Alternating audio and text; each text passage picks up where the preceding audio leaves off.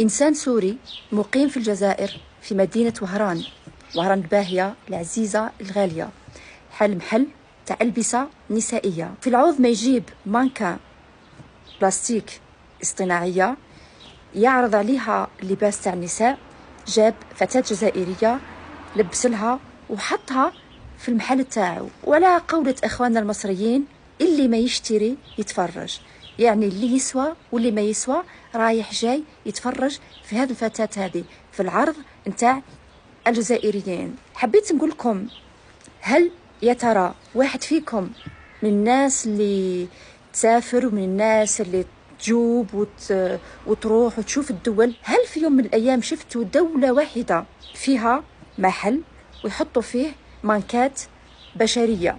يعني يجيبوا نساء ويعرضوا عليهم اللباس ويقعدوا الناس رايحين جايين يتفرجوا فيهم. هذا إذا قدرنا نسميه